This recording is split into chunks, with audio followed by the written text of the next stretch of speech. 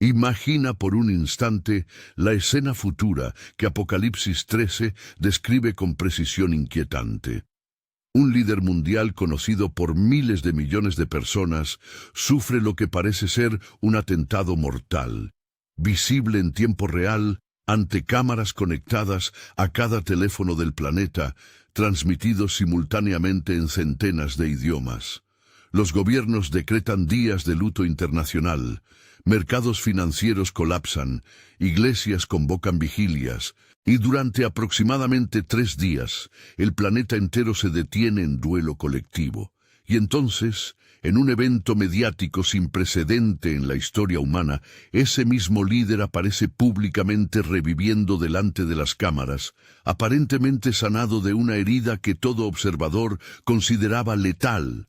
Y el mundo, según el texto griego de Juan, escrito hace casi 2000 años, se maravilló en pos de la bestia y comenzó a adorarla como Salvador genuino. Lo que vas a descubrir en este estudio no es especulación de novela, es el análisis forense de la imitación más perfecta que la historia jamás verá, basado en el paralelismo léxico que Apocalipsis 13 establece deliberadamente con los textos de la resurrección de Cristo. Antes de seguir, si sientes que este es el momento de entender el engaño mayor de la historia, antes de que comience a desplegarse delante de tus ojos, suscríbete a este canal ahora. Aquí vamos a la arquitectura del engaño, palabra por palabra. El momento profético en que este evento ocurre está especificado con precisión por Daniel 9:27. Y por otra semana confirmará el pacto con muchos. A la mitad de la semana hará cesar el sacrificio y la ofrenda. La semana aquí, según la interpretación dispensacional clásica, sostenida por John Walvoord y Arnold Fruchtenbaum, denota 7 años. La mitad de la semana, 3 años y medio después de la firma inicial, es el punto de inflexión donde el anticristo rompe el pacto, instala la abominación de la desolación en el templo, según Mateo 24:15, y da inicio oficial a lo que el texto llama la gran tribulación propiamente dicha, los últimos 3 años y medio del período. Durante este estudio vas a ver desplegarse las 7 dimensiones específicas en las que el anticristo imita a Cristo de forma tan convincente que solo el discernimiento bíblico profundo permite identificar la falsificación. Quédate hasta el final, porque la amarra que une Mateo 24:23 al 27 con los Sinais de distinción entregará la única herramienta defensiva que Jesús mismo consideró indispensable para los creyentes de aquella generación, y quizás para la nuestra. El marco temporal es crucial. Tim LaHaye, en La verdad detrás de Dejados atrás, desarrolla con detalle la estructura de 7 años divididos en 2 mitades exactas. La primera mitad es relativamente estable políticamente. El anticristo ha consolidado coalición, firmado el pacto y presentado al mundo una solución aparente a las crisis acumuladas. La segunda mitad, que comienza con la ruptura del pacto y la instalación de la abominación, es el período de mayor intensidad descrito por la profecía bíblica. Y justo en el punto de transición entre las 2 mitades, ocurre el evento de la herida mortal sanada que Apocalipsis 13:3 describe, el marco mediático que transforma al líder político en figura aparentemente mesiánica. Lee Apocalipsis 13:3 con detalle léxico. Vi una de sus cabezas como herida de muerte, pero su herida mortal fue sanada, y se maravilló toda la tierra en pos de la bestia. La palabra griega para herida de muerte es plegetanatú, literalmente golpe de muerte. Y el verbo usado en el verso 14, al describir la imagen que la segunda bestia ordena construir, dice que ella tenía la herida de espada y vivió. Ne echei ten plegen tes machairas kai ecesen. La palabra vivió es esesen, aoristo activo de sao, el mismo verbo que Juan usa en Apocalipsis 1:18, cuando Cristo declara, estuve muerto, mas he aquí que vivo, esen. Observa con atención el paralelismo léxico que el apóstol Juan construye con deliberación. El cordero inmolado de Apocalipsis 5:6, arnión o sesfagmenon, usa el participio perfecto del verbo sfaso, degollar.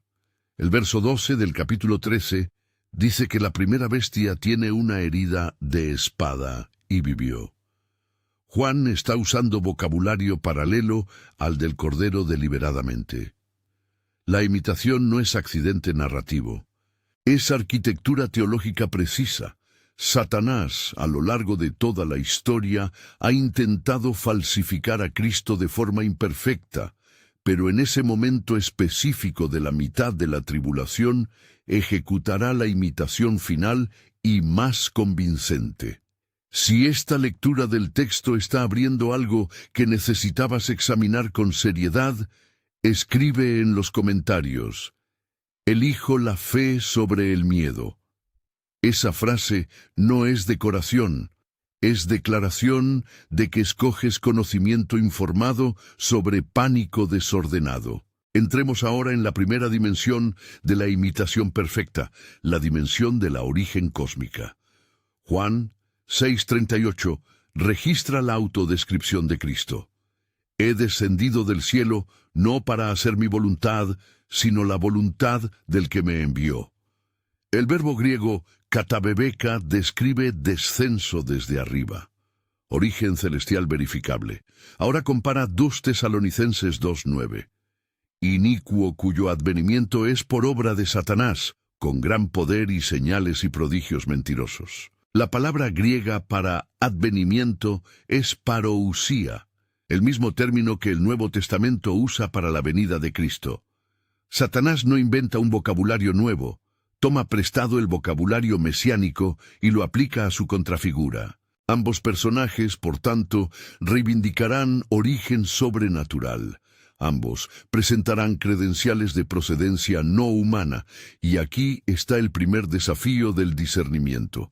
El anticristo no negará el mundo espiritual, reclamará pertenecer a él. La persona que asume que el anticristo será ateo declarado, materialista secular o escéptico religioso, malinterpreta el texto. El personaje que Apocalipsis describe será intensamente espiritual, solo que su espiritualidad emanará de operación satánica presentada como luminosa. Según los Corintios 11:14 lo anticipa, el mismo Satanás se disfraza como ángel de luz. La segunda dimensión de la imitación es la autoridad política planetaria. Apocalipsis 19:16 describe a Cristo retornando con el título inscrito Rey de Reyes y Señor de Señores. Basileus Basileon Kai Kyrios Kyrion. El título denota soberanía universal sobre toda otra soberanía humana. Y Apocalipsis 17:12 al 13 describe la estructura política del anticristo. Los 10 cuernos que has visto son 10 reyes que aún no han recibido reino, pero por una hora recibirán autoridad como reyes juntamente con la bestia. Estos tienen un mismo propósito, y entregarán su poder y su autoridad a la bestia. Ambos personajes, Cristo verdadero y anticristo imitador, ejercen gobernanza mundial. La diferencia está en el carácter, uno justo eterno, otro tiránico transitorio. Mark Hitchcock, en Antichrist in the Middle East, desarrolla cómo la configuración geopolítica moderna crea por primera vez en 2 milenios las condiciones estructurales para que una coalición de 10 naciones entregue soberanía compartida a un líder central durante una crisis aguda. No afirma Hitchcock fecha específica, afirma convergencia de condiciones observables. Y esa convergencia importa, porque la dimensión política de la imitación requiere infraestructura previa que tardó siglos en desarrollarse. Cristo descenderá para juzgar, el anticristo asciende para engañar, pero ambos se presentan como soluciones finales a las crisis globales. La tercera dimensión es la de los milagros públicos. Mateo 11:4 al 5 resume la credencial milagrosa de Jesús. Los ciegos ven, los cojos andan, los leprosos son limpiados, los sordos oyen, los muertos son resucitados, y a los pobres es anunciado el Evangelio. Cada milagro validaba su identidad mesiánica conforme a las profecías de Isaías 35 y 61. Ahora observa Apocalipsis 13 al 14 sobre la segunda bestia que acompaña al anticristo. Hace grandes señales, de tal manera que aún hace descender fuego del cielo a la tierra delante de los hombres, y engaña a los moradores de la tierra con las señales que se le ha permitido hacer en presencia de la bestia. El fuego del cielo es detalle importante.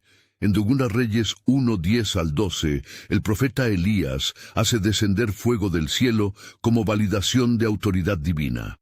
Apocalipsis 11:5. Describe a los 2 testigos de los últimos tiempos haciendo exactamente lo mismo como credencial profética. El falso profeta, según Apocalipsis 13:13, imita ese signo específico. No es milagro genérico, es imitación deliberada de los signos proféticos reconocidos por la tradición bíblica. La palabra griega para señales es semeia, la misma que Juan usa en su Evangelio para los milagros de Jesús. Vocabulario idéntico. Fuentes opuestas.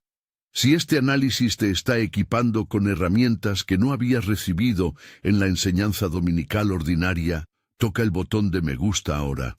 Ayuda a que este contenido alcance a otra persona que necesita este discernimiento antes del momento crítico. La cuarta dimensión es la más peligrosa. La imitación de muerte y resurrección. 1 Corintios 15:3 al 8 registra el núcleo de la credencial mesiánica de Cristo. Porque primeramente os he enseñado lo que asimismo recibí, que Cristo murió por nuestros pecados, conforme a las Escrituras, y que fue sepultado, y que resucitó al tercer día, conforme a las Escrituras, y que apareció a Cefas, y después a los 12. Después apareció a más de 500 hermanos a la vez, de los cuales muchos viven aún y otros ya duermen. Pablo construye un argumento forense: muerte atestiguada, sepultura verificable, resurrección al tercer día, aparición a testigos numerosos y nombrados. Apocalipsis 13:3 dice que una de sus cabezas del anticristo aparece como herida de muerte, os esfagmenen eis thanaton, que literalmente significa como degollada hasta la muerte. El adverbio hos, como, indica apariencia. Juan no afirma que la bestia muera realmente. Dice que parece mortalmente herida ante los observadores. Ese matiz es crucial. La imitación satánica opera en el plano de la percepción visible, no de la realidad ontológica. Cristo verdaderamente murió y verdaderamente resucitó con cuerpo glorificado. El anticristo simula muerte y simula regreso. La diferencia es de sustancia. La apariencia, sin embargo, será convincente ante las cámaras. Y aquí está el punto que multiplica la seriedad del estudio. Cristo resucitó con cuerpo transformado, glorificado, capaz de atravesar puertas cerradas según Juan 20:19 y de aparecer en múltiples locaciones. Sus testigos fueron 500 hermanos simultáneamente, y hombres y mujeres nombrados específicamente a lo largo de 40 días, según Hechos 1:3. El anticristo, en cambio, tendrá testigos mediáticos globales del evento público, pero nadie presenciará el proceso interior del supuesto regreso. Será espectáculo visible, no realidad transformadora, y esa distinción, invisible a la cámara, pero verificable por el texto bíblico, será la línea divisoria entre los que caen y los que permanecen firmes. John MacArthur, en Antichrist Superstar, argumenta que este evento será el momento donde el cristianismo nominal colapsa mientras el cristianismo genuino se manifiesta. Los que no conocen profundamente las Escrituras no tendrán criterio para distinguir entre resurrección real y resurrección simulada. Lo que verán será visualmente idéntico a lo que esperaban del Mesías retornado. Apenas quien haya asimilado el vocabulario griego, las profecías específicas sobre el modo del regreso de Cristo y la estructura cronológica de la tribulación, tendrá las herramientas para reconocer que lo que está viendo es la imitación, no el original. Si sientes que estas capas del texto exigen herramientas más profundas que un video único puede entregar, dejé algo para ti en el primer comentario fijado. Es para quienes están listos para prepararse antes del momento crítico. Observa además la ironía cósmica de Apocalipsis 13:3. El texto griego dice que el mundo se maravilló, etaumasen, y luego siguió a la bestia. El verbo seguir es el mismo que Jesús usa cuando llama a sus discípulos en Mateo 4:19. Opiso. La humanidad, en ese momento, invertirá completamente la dinámica del discipulado genuino. Los que deberían estar siguiendo al Cordero terminarán siguiendo a la bestia, y con el mismo vocabulario religioso. Esa es la dimensión lingüística más perturbadora del capítulo. No se pierde el vocabulario cristiano durante la imitación, se pierde el referente real al que ese vocabulario apuntaba. La gente dirá, sigo al Salvador, mientras camina detrás del imitador. La quinta dimensión es la adoración global. Filipenses 2:10-11 describe el destino legítimo de Cristo, para que en el nombre de Jesús se doble toda rodilla de los que están en los cielos y en la tierra y debajo de la tierra, y toda lengua confiese que Jesucristo es el Señor. El verbo griego para se doble es kamsei, del acto reverente de postración. Y Apocalipsis 13:4 describe la adoración tributada al anticristo. Y adoraron a la bestia diciendo, ¿quién como la bestia? ¿Y quién podrá luchar contra ella? El verbo griego es el mismo que Juan usa para la adoración a Dios. Proskineo, vocabulario de culto divino, aplicado a criatura. Esa es la blasfemia central de todo el drama escatológico. Y observa la frase, ¿quién como la bestia? Tis homoios toiterioi. Es parodia descarada del clamor de Moisés en Éxodo 15:11. ¿Quién como tú, oh Jehová, entre los dioses? Juan muestra que el culto a la bestia usa deliberadamente el lenguaje que Israel reservaba para Yahvé. La imitación no se detiene en el líder, se extiende al lenguaje litúrgico que los adoradores recitan. Y eso revela otra pieza del diagnóstico. El mundo religioso bajo el anticristo conservará vocabulario aparentemente bíblico, canciones aparentemente piadosas, estructuras aparentemente familiares, redirigidas hacia objeto falso. La sexta dimensión es la duración exacta del ministerio visible. Según Flavio Josefo y la cronología académica tradicional, el ministerio público de Jesús duró aproximadamente 3 años y medio, desde su bautismo cerca del año 29 o 30 de nuestra era hasta la crucifixión en el año 33. Ese cálculo se basa en las 3 Pascuas mencionadas explícitamente en Juan capítulo 2, capítulo 6 y capítulo 13, más una cuarta inferida. Ahora observa Apocalipsis 13:5. También se le dio boca que hablaba grandes cosas y blasfemias, y se le dio autoridad para actuar 42 meses. 42 meses, 3 años y medio. El paralelismo no puede ser coincidencia textual. Daniel 7:25, escrito siglos antes, ya había anticipado la duración, y pensará en cambiar los tiempos y la ley, y serán entregados en su mano hasta tiempo y tiempos y medio tiempo. Fórmula aramea que los comentaristas conservadores interpretan unánimemente como 3 años y medio. Daniel 12:11 especifica 1290 días que corresponden aproximadamente al mismo periodo, y Apocalipsis 12:14 reafirma tiempo y tiempos y la mitad de un tiempo. 3 testigos proféticos independientes convergen sobre la misma duración.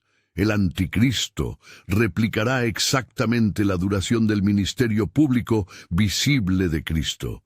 Esa precisión es arquitectura satánica deliberada. La séptima dimensión cierra el perfil de la imitación, la reivindicación de divinidad.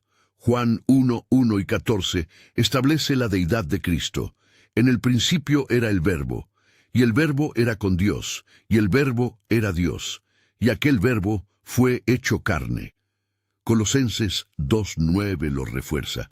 En él habita corporalmente toda la plenitud de la deidad. Y 2 Tesalonicenses 2:4 describe al hombre de pecado, el cual se opone y se levanta contra todo lo que se llama Dios o es objeto de culto, tanto que se sienta en el templo de Dios como Dios, haciéndose pasar por Dios. La expresión griega es apodeikninta geauton hoti estin theos, declarándose a sí mismo que es Dios. La imitación es total. Cristo, verdaderamente Dios encarnado en humanidad verdadera. Anticristo humano que se declara divino por usurpación. Ireneo de León en Contra las herejías, libro 5, capítulo 25, escrito hacia el año 180 de nuestra era, desarrolló este paralelismo con detalle. Para Ireneo, el anticristo representaba la recapitulación de toda iniquidad y todo engaño, para que en él sean concentradas y vertidas todas las potencias apóstatas. Su análisis patrístico sigue siendo fundamental para cualquier estudio serio. Hipólito de Roma, en Sobre el Anticristo, escrito hacia el año 200, estructuró la primera monografía cristiana completa sobre el tema, y argumentó que el engaño final sería más sutil que todos los engaños anteriores combinados. Una observación teológica adicional merece mención aquí. La palabra griega anticristos, que Juan usa por primera vez en 1 Juan 2:18 y 22 y en 2 Juan 1:7, está compuesta por el prefijo anti y la raíz Christos. El prefijo anti en griego no significa solamente contra, también significa en lugar de. El anticristo no es meramente opositor externo a Cristo, es pretendiente sustitutivo que reclama ocupar su lugar. Esa dimensión lingüística precisa captura la profundidad del engaño. No es enemigo que ataca desde afuera, es falsificador que se presenta desde adentro del vocabulario religioso. Quien entiende esa preposición entiende por qué la confusión será masiva. Pausa rápida. La historia registra múltiples falsos mesías que alcanzaron impacto significativo antes del anticristo final. Flavio Josefo, en Antigüedades Judías, libro 20, documenta a Teudas, que arrastró a multitudes hacia el río Jordán, prometiendo separarlo como Moisés, antes de ser decapitado por las autoridades romanas. Hechos 5:36 lo menciona. Bar Kochba, en 132 de nuestra era, fue proclamado Mesías por el rabino Akiva, y lideró la última gran revuelta judía contra Roma antes de morir aplastado en Betar. Y en 1666, Shabbatai Tzvi convenció a millones de judíos europeos y mediterráneos de que era el Mesías, hasta que, amenazado de muerte por el sultán otomano, se convirtió al Islam y dejó a sus seguidores en shock teológico masivo. Cada uno de esos falsos mesías alcanzó impacto sectorial, geográfico, cultural o religioso, pero ninguno tuvo las tres condiciones simultáneas que Apocalipsis requiere para el engaño final: tecnología de transmisión global instantánea, estructura política supranacional de 10 reinos y sistema económico universal de control. Por eso, cada uno colapsó. El anticristo final tendrá esas tres condiciones, y por eso su imitación operará a escala planetaria sin fronteras. Cirilo de Jerusalén, en sus catequesis del siglo IV, ya había advertido que el engaño final excedería en magnitud todos los engaños anteriores, porque sumaría a su alcance todos los instrumentos tecnológicos y políticos que el mundo desarrollara hasta ese momento. Gerald Larue, En Falsos Mesías en la historia, documenta más de 50 figuras que durante 2 milenios reclamaron identidad mesiánica con niveles variados de aceptación popular. Algunos, como David Rubeni en el siglo XVI o Jacob Frank en el XVIII, alcanzaron impacto notable entre comunidades judías europeas antes de colapsar por inconsistencias teológicas o morales. Otros, como ciertos líderes carismáticos modernos del siglo XX, construyeron sectas cerradas con miles de seguidores que terminaron en tragedia colectiva. El patrón común es instructivo. Cada imitación parcial colapsa cuando la figura no puede cumplir las especificaciones completas de la profecía mesiánica. El anticristo final, según Apocalipsis 13, será el primero capaz de satisfacer visualmente las 7 dimensiones simultáneamente. Y considera lo que dijo Michael Brown, estudioso de las credenciales mesiánicas en contexto judío, al analizar por qué ciertos movimientos mesiánicos atrajeron seguidores masivos y otros no. Brown argumenta que la convergencia de 3 factores, carisma personal intenso, momento histórico de crisis colectiva y aparente cumplimiento de profecías específicas, explica cómo millones pueden caer en engaño que retrospectivamente parece obvio. La tribulación combinará los 3 factores en intensidad planetaria sin precedente.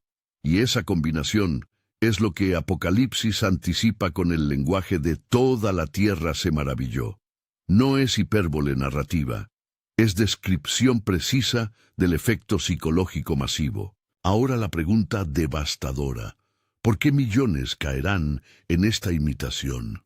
La respuesta honesta incluye 5 factores convergentes. Primer factor: la tecnología moderna permite verificación visual en tiempo real a escala planetaria, produciendo un efecto de inmediatez emocional que supera cualquier capacidad previa de resistencia racional. Ver un evento con los propios ojos, transmitido simultáneamente en miles de millones de pantallas, activa procesamientos cognitivos diferentes de los que operaban cuando las noticias viajaban por semanas o meses. El impacto será intenso, coordinado y diseñado para abrumar. Segundo factor: el falso profeta autentica el evento con milagros adicionales. Apocalipsis 13 al 14 describe que no habrá un solo milagro aislado, habrá una cascada de señales sobrenaturales acompañando y validando la figura central. El fuego del cielo, la imagen que habla según el verso 15, y los prodigios mentirosos, según 2 Tesalonicenses 2:9, construirán un marco autenticador que cerrará la posibilidad de interpretación alternativa para la mayoría de los observadores no preparados. Tercer factor: la presión económica y social hacia la conformidad. Apocalipsis 13:16 al 17 establece que el sistema de compra y venta quedará condicionado a la marca de la bestia. Quien se niega a adorar queda excluido del comercio básico: alimentación, medicamentos, transporte, vivienda. No es persecución abstracta, es presión material cotidiana sostenida que hace insostenible la resistencia sin convicción espiritual firme. Muchos que habrían resistido verbalmente ceden ante el hambre de sus hijos. La imitación perfecta incluye un mecanismo económico que no requiere violencia inicial para producir conformidad masiva. Cuarto factor, y tal vez el más decisivo: el cristianismo nominal, sin discernimiento bíblico profundo, carece de criterio para distinguir la imitación del original. Quien solo conoce superficialmente las Escrituras, quien asiste a servicios religiosos sin estudiar el texto, quien confía en emociones más que en análisis riguroso del griego y del hebreo, no tendrá las herramientas necesarias. La imitación es tan visualmente perfecta que apenas el que haya internalizado los pasajes específicos sobre el modo del regreso verdadero podrá resistir la atracción emocional. La ignorancia bíblica acumulada durante décadas de vida cristiana cómoda se convertirá en vulnerabilidad fatal en el momento decisivo. Quinto factor, 2 Tesalonicenses 2:10 al 11. Describe un juicio divino sobre los que rechazaron la verdad antes del evento final. Por cuanto no recibieron el amor de la verdad para ser salvos. Por esto, Dios les envía un poder engañoso para que crean la mentira. La palabra griega para poder engañoso es energeian-planes, literalmente energía de desvío. El texto afirma que Dios mismo, como consecuencia justa del rechazo previo a la verdad disponible, permite que el engaño final opere sin resistencia interior en quienes se negaron a amar la verdad cuando la tuvieron al alcance. Esto no es crueldad divina, es respeto consistente a la libertad que ejercieron para rechazar. Examinemos 3 objeciones legítimas. La primera, si basta conocer la Biblia superficialmente para identificar el engaño, ¿por qué el texto insiste en la posibilidad de caída incluso para los avisados? Mateo 24:24 responde, engañarán, si fuere posible, aún a los escogidos. La construcción griega eidinaton es condicional, y el contexto deja espacio para discernir entre los que son avisados casualmente y los que están preparados profundamente. La preparación superficial no basta. Se requiere asimilación estructural del texto, internalización del vocabulario, familiaridad con los paralelismos proféticos, algo que solo se construye con años de estudio deliberado. La segunda objeción, ¿pueden los cristianos, genuinamente regenerados, caer en el engaño del anticristo? La respuesta bíblica distingue entre regeneración auténtica y profesión nominal. 1 Juan 2:19 es explícito. Salieron de nosotros, pero no eran de nosotros, porque si hubiesen sido de nosotros, habrían permanecido con nosotros. Los que caen en el engaño final demuestran retrospectivamente que nunca fueron genuinamente regenerados, aunque hubieran asumido identidad cristiana durante años. El Espíritu Santo que habita en el regenerado opera como discernimiento interior activo. El nominal carece de esa presencia interior, y por eso queda expuesto cuando la imitación perfecta aparece. La tercera objeción, ¿por qué Dios permite este engaño devastador en vez de impedirlo? 2 Tesalonicenses 2 proporciona la respuesta en términos de justicia retributiva. El juicio viene sobre los que tuvieron acceso a la verdad y eligieron rechazarla. No es castigo arbitrario sobre inocentes, es consecuencia consistente sobre quienes ya habían tomado su decisión antes del evento final.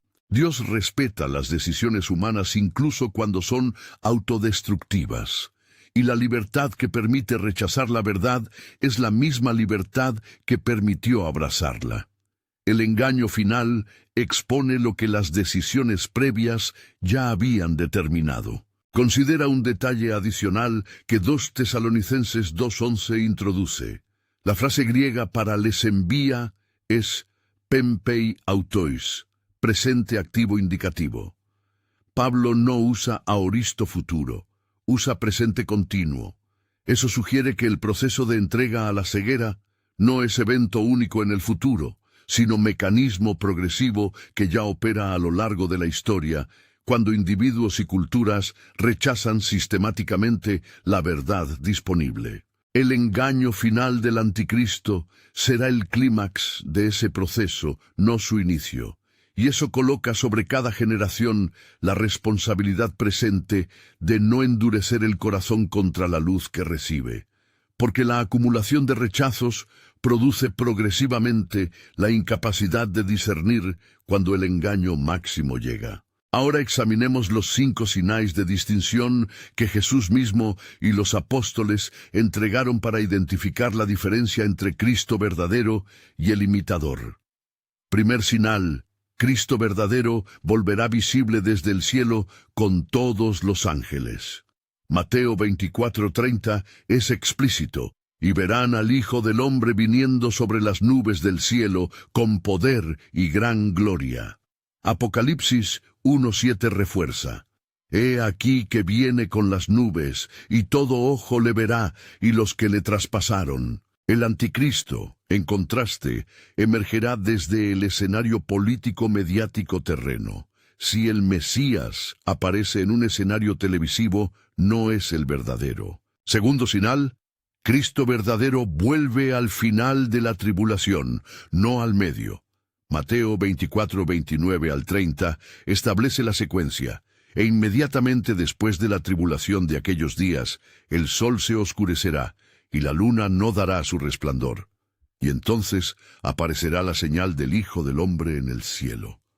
La palabra griega para inmediatamente después es euteos metá, secuencia temporal explícita. Cualquier aparición mesiánica que ocurra en el medio de la tribulación, antes del oscurecimiento cósmico, es por definición temporal imposible para Cristo. Es el anticristo. Tercer señal: Cristo verdadero vuelve para juzgar a las naciones, no para engañarlas. Apocalipsis 19:11 al 15 describe la segunda venida. Vi el cielo abierto, y he aquí un caballo blanco, y el que lo montaba se llamaba Fiel y Verdadero, y con justicia juzga y pelea. De su boca sale una espada aguda para herir con ella a las naciones, y él las regirá con vara de hierro. La función del regreso verdadero es juicio justo, no seducción mediática. El anticristo viene para sumar adoradores. Cristo viene para consumar la historia y establecer el reino eterno. Cuarto señal: Cristo verdadero exige fe en su sacrificio expiatorio, no marca física externa. Romanos 10:9 resume: si confesares con tu boca que Jesús es el Señor, y creyeres en tu corazón que Dios le levantó de los muertos, serás salvo. La salvación cristiana es relacional, interior, basada en confianza personal en el sacrificio pasado de Cristo. El sistema del anticristo, según Apocalipsis 13:16 al 17, exige una marca externa, en mano o frente, aplicada visiblemente al cuerpo. La diferencia es radical: fe que transforma interiormente versus marca que identifica exteriormente. Quinto señal: Cristo verdadero respeta la libertad de responder, mientras el anticristo impone la adoración bajo amenaza de muerte. Apocalipsis 13:15 establece: y se le permitió infundir aliento a la imagen de la bestia, para que la imagen hablase e hiciese matar a todo el que no la adorase. La coerción mortal no es característica de Cristo. Jesús dijo en Juan 6:67, ¿queréis acaso iros también vosotros?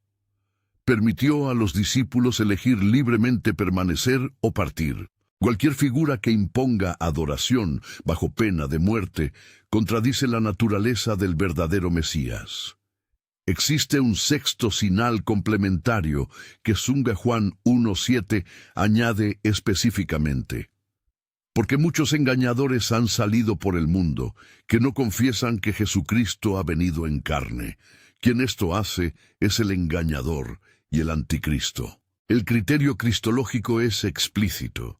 Cualquier figura que niegue o modifique la doctrina de la encarnación, Dios haciéndose verdaderamente hombre, naciendo de virgen, viviendo como humano real, muriendo y resucitando con cuerpo material transformado, es por definición anticristo. El anticristo final probablemente no negará toda espiritualidad. Probablemente no se declare ateo, pero redefinirá la identidad de Cristo de manera que deje de ser Dios encarnado históricamente. Esa es la firma doctrinal que delata al imitador, aun cuando la manifestación mediática parezca convincente. Y aquí aparece el texto que debería quedar tatuado en la memoria de cualquier creyente atento. Mateo 24:23 al 27, palabra por palabra, es la advertencia más específica que Cristo dio sobre la imitación final. Entonces, si alguno os dijere, mirad, aquí está el Cristo, o mirad, allí está, no lo creáis. Porque se levantarán falsos cristos y falsos profetas, y harán grandes señales y prodigios, de tal manera que engañarán, si fuere posible, aún a los escogidos. He aquí, os lo he dicho antes. Así que si os dijeren, mirad, está en el desierto, no salgáis, o mirad, está en los aposentos, no lo creáis, porque como el relámpago que sale del oriente y se muestra hasta el occidente, así será también la venida del Hijo del Hombre. La palabra griega para relámpago es astrape.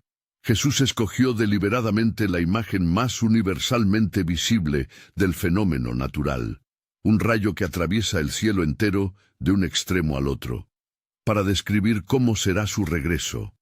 Contrasta ese cuadro con el anticristo. El anticristo aparece en ubicaciones específicas.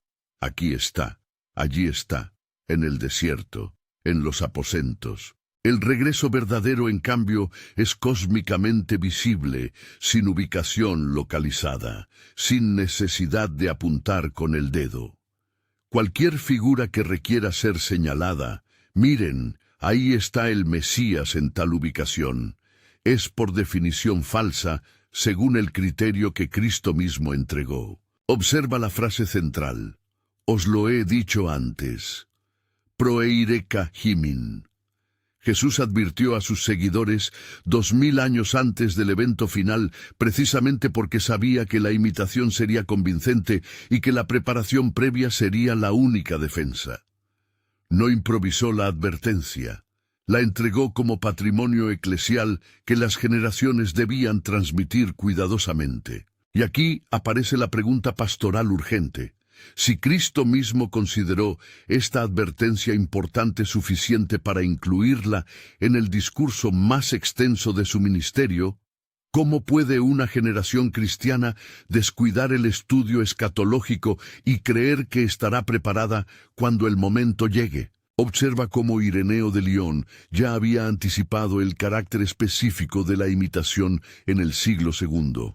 En Contra las herejías, libro 5, capítulo 28, Ireneo argumenta que el anticristo reunirá en sí mismo la maldad del diablo y se hará pasar como Señor, mientras ejerce toda la potencia del diablo durante los últimos 3 años y medio. Esa formulación patrística temprana, menos de 100 años después de que Juan escribiera el Apocalipsis, demuestra que la comprensión de la imitación final no es innovación moderna, sino lectura consistente de la Iglesia desde las primeras generaciones. Los padres no especularon fechas, especificaron el perfil de la figura venidera con precisión basada exclusivamente en el texto apostólico. Hipólito de Roma, aproximadamente en el año 200 de nuestra era, escribió el primer tratado completo cristiano dedicado exclusivamente al anticristo. Su obra sobre el anticristo desarrolla con detalle cómo cada elemento del ministerio de Cristo sería replicado falsamente. Hipólito destaca especialmente que el anticristo reunirá seguidores de todo lo que parece bueno y justo, no atrayendo explícitamente al mal, sino capturando aspiraciones legítimas redirigidas hacia objeto falso. Esa observación permanece crucial hoy. La imitación perfecta no seducirá a través de mal evidente, sino de bien aparente. Quien espere un villano obvio, no reconocerá al imitador elegante. Agustín de Hipona, en La ciudad de Dios, libro 20, capítulo 19, desarrolla cómo los creyentes genuinos deben estudiar las profecías del fin con seriedad precisamente porque el engaño final operará con poder imitador sin precedente. Agustín argumenta que la fe cristiana no consiste solo en creer el evangelio inicial, consiste en perseverar bajo engaño final. Y esa perseverancia requiere conocimiento previo, no improvisación emocional cuando la crisis golpea, sino dominio reposado de las Escrituras asimiladas antes del momento decisivo. Cirilo de Jerusalén, en su Catequesis 15, entregada a catecúmenos del siglo IV que se preparaban para el bautismo, dedica espacio significativo al anticristo. El verdadero Cristo no viene de la tierra. El anticristo sí vendrá de la tierra. Cristo viene desde arriba sobre las nubes. El anticristo vendrá desde abajo con engaños. Cirilo entendía, hace 1600 años, el criterio espacial que distinguiría a las dos figuras: origen celestial versus emergencia terrenal. Esa claridad patrística antigua revela que la confusión moderna sobre el tema no es inevitable. Es resultado de siglos de descuido escatológico que la enseñanza seria siempre estuvo dispuesta a corregir cuando el pueblo cristiano prestaba atención. Piensa en lo que significa concretamente cuando la herida mortal aparente sea transmitida globalmente y 3 días después el personaje reaparezca públicamente en lo que parecerá una resurrección genuina. La reacción emocional de miles de millones será automática. Gritos de júbilo en estadios conectados a pantallas gigantes, funerales interrumpidos, iglesias llenas de personas proclamando «El Señor ha vuelto», familiares cristianos llamando por teléfono a sus parientes escépticos. La presión social de aceptar la narrativa dominante será inmensa, y quien no haya internalizado antes las diferencias específicas entre el regreso verdadero y la imitación, no tendrá tiempo para estudiarlas en el momento. Y considera lo que implica prácticamente para cada lector. Si el anticristo imita 7 dimensiones específicas del ministerio de Cristo, cada dimensión contiene dentro de sí un filtro defensivo. Quien conoce bien la dimensión del origen sabe reconocer la diferencia entre nubes celestiales y escenarios terrenales. Quien conoce bien la dimensión de los milagros sabe distinguir semeia del espíritu de semillas satánicas. Quien conoce bien la dimensión de la muerte y resurrección sabe que Cristo tuvo testigos específicos durante 40 días, mientras el anticristo tendrá solo cámaras durante un espectáculo puntual. 7 dimensiones producen 7 filtros. 7 filtros combinados producen discernimiento que el engaño perfecto no puede atravesar simultáneamente. Por eso el estudio escatológico no es curiosidad intelectual ni pasatiempo religioso. Es preparación espiritual estructural. Apocalipsis 1:3 declara: «Bienaventurado el que lee, y los que oyen las palabras de esta profecía y guardan las cosas en ella escritas, porque el tiempo está cerca». La palabra griega para guardan es tereo, observar, cuidar, mantener en práctica. La profecía bíblica se dio para ser observada prácticamente, no solo leída intelectualmente. Y la observación práctica ahora, en tiempo de gracia, es lo que producirá el discernimiento funcional cuando el engaño perfecto aparezca. Y aquí queda la síntesis devastadora del estudio. En la mitad de la tribulación, un evento catastrófico mediático, probablemente atentado público, ataque militar o accidente transmitido globalmente, resultará en la muerte aparente del líder mundial. Funerales nacionales serán preparados, el planeta entrará en luto coordinado. Pero en aproximadamente 3 días, paralelo deliberadamente construido con los 3 días de Cristo en el sepulcro, el anticristo reaparecerá públicamente ante cámaras. El falso profeta interpretará el evento como cumplimiento de las Escrituras y proclamará al líder como Cristo retornado. Miles de millones observando en transmisión global creerán instantáneamente. Y el verso de Apocalipsis 13:3 se cumplirá literalmente. Se maravilló toda la tierra en pos de la bestia. Los cristianos nominales, dejados atrás tras el arrebatamiento, quienes asumieron pertenencia sin haberla verificado en evidencia transformadora, caerán en masa porque carecerán del discernimiento bíblico profundo necesario para identificar el engaño. Apenas los nuevos convertidos durante la tribulación, con la Biblia abierta y consultando las profecías específicas sobre el modo del regreso verdadero, reconocerán la imitación. A partir de ese momento, adorar o morir se convertirá en única opción disponible para los que no cayeron. El período subsiguiente de 3 años y medio será el más intenso de toda la historia humana. Observa que Apocalipsis 19:20 ya describe el desenlace del imitador. Y la bestia fue apresada, y con ella el falso profeta que había hecho delante de ella las señales con las cuales había engañado a los que recibieron la marca de la bestia y habían adorado su imagen. Estos dos fueron lanzados vivos dentro de un lago de fuego que arde con azufre. La imitación perfecta dura solo 42 meses. El verbo griego para fue apresada es epiaste, aoristo pasivo, acción completa, irreversible. Toda la acumulación mediática, toda la adoración forzada, todo el sistema económico del imitador colapsa en un solo acto divino. El anticristo nunca será rival de Cristo. Será pretendiente que ocupa un trono prestado durante un período medido con precisión desde la eternidad. Y cuando el verdadero rey llega, el usurpador cae sin batalla. Los salvadores aparentes se presentarán a la humanidad en proximidad temporal. Ambos reclamarán origen sobrenatural. Ambos ejercerán autoridad planetaria.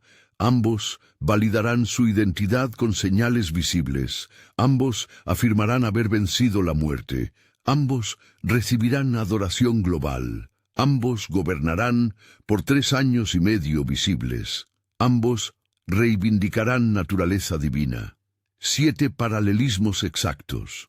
2 fuentes cósmicas opuestas. Y solo quien conozca profundamente las Escrituras ahora, en este tiempo de gracia, tendrá las herramientas necesarias para identificar cuál es cuál cuando el momento llegue. La imitación perfecta del Mesías por el Anticristo no será evento de ficción. Será espectáculo mediático que convencerá a la mayoría instantáneamente. La única protección es el conocimiento asimilado antes de la prueba. La pregunta práctica para este mes, esta semana, este día, es sencilla pero exigente. ¿Cuántas horas estás invirtiendo en asimilar el texto bíblico específicamente escatológico? ¿Conoces las diferencias léxicas griegas entre los verbos de venida, resurrección, adoración y autoridad? ¿Tienes memorizados los pasajes que identifican el modo específico del regreso verdadero? ¿Has estudiado la estructura cronológica de la semana 70 de Daniel con suficiente detalle para ubicar eventos en su punto correcto del período? Si las respuestas son negativas o vagas, la preparación queda pendiente y el engaño final no perdona descuidos previos. La misericordia de este momento es que aún hay tiempo para corregir. Jesús avisó, os lo he dicho antes. Él ya advirtió a sus seguidores sobre este momento específico hace 2000 años. La negligencia contemporánea en el estudio escatológico será pagada con la ignorancia del discernimiento futuro. Millones caerán, no porque Dios no los avisó, sino porque ignoraron los avisos que Él dejó cuidadosamente preservados en la página del texto. Cristo verdadero vendrá visible desde el cielo con todos los ángeles. El anticristo vendrá visible desde la tierra con milagros mediáticos. 2 visibilidades radicalmente distintas. 2 salvadores aparentes. Solo uno es real. Si no sabes cuál es cuál hoy, no sabrás cuando el momento llegue. Para quien pertenece a Cristo genuinamente, la certeza que el estudio ofrece es pastoral antes que asustadora. Juan 10, 27 al 29 promete: mis ovejas oyen mi voz, y yo las conozco, y me siguen, y yo les doy vida eterna, y no perecerán jamás, ni nadie las arrebatará de mi mano. La palabra griega para arrebatar es arpazo, arrancar violentamente. Jesús afirma que ninguna fuerza cósmica, ni el dragón, ni la bestia, ni el falso profeta, puede arrancar al creyente verdadero de la mano del Padre. El anticristo podrá engañar al mundo, no podrá arrancar al regenerado, y esa garantía objetiva debería producir reposo activo, ni pánico ni complacencia, sino vigilancia fundada en seguridad. Filipenses 4, 6 al 7 cierra el marco espiritual para habitar el tiempo presente sin ansiedad desordenada. Por nada estéis afanosos, sino sean conocidas vuestras peticiones delante de Dios en toda oración y ruego con acción de gracias. Y la paz de Dios, que sobrepasa todo entendimiento, guardará vuestros corazones y vuestros pensamientos en Cristo Jesús. La palabra griega para guardará es prouresei, término militar que describe una guarnición vigilando una fortaleza. La paz divina funciona como guarnición interior. El estudio escatológico serio no produce angustia, produce la clase de sobriedad alerta que hace al creyente capaz de permanecer firme cuando la mayoría pierde el centro. Esa es la postura correcta del que ha recibido las advertencias proféticas con atención. Ni ansiedad paralizante ni optimismo ingenuo. Sobriedad despierta, enraizada en la seguridad de quien ya venció, pero consciente de la prueba que se acerca para la generación que observe el evento. Hebreos 10, 24 al 25 cierra el marco comunitario indispensable para atravesar estos tiempos sin aislamiento. Considerémonos unos a otros para estimularnos al amor y a las buenas obras, no dejando de congregarnos, como algunos tienen por costumbre, sino exhortándonos, y tanto más cuanto veis que aquel día se acerca. El texto griego es explícito. Cuanto más se acerca aquel día, terminología escatológica específica, más esencial se vuelve la reunión del pueblo de Dios. La preparación contra la imitación final no se produce aisladamente. Se produce en comunidad de creyentes que se exhortan mutuamente a la firmeza doctrinal, que estudian juntos las Escrituras, que oran unos por otros y que comparten la carga de la vigilancia. El cristiano solitario es más vulnerable al engaño que el cristiano enraizado en cuerpo vivo. Quien solo consume contenido religioso digital sin participar activamente de una comunidad local de fe donde rinde cuentas, es corregido y corrige, orará por otros y recibe oración, construye fragilidad silenciosa que la imitación final expondrá sin misericordia. La comunidad no es accesorio espiritual, es infraestructura defensiva contra el engaño cósmico que se aproxima. Y en esa infraestructura cada miembro ejerce función específica. El que enseña fortalece la doctrina, el que ora sostiene la atmósfera espiritual, el que sirve expresa el carácter de Cristo, el que estudia profundiza el discernimiento, el que anima sostiene la esperanza.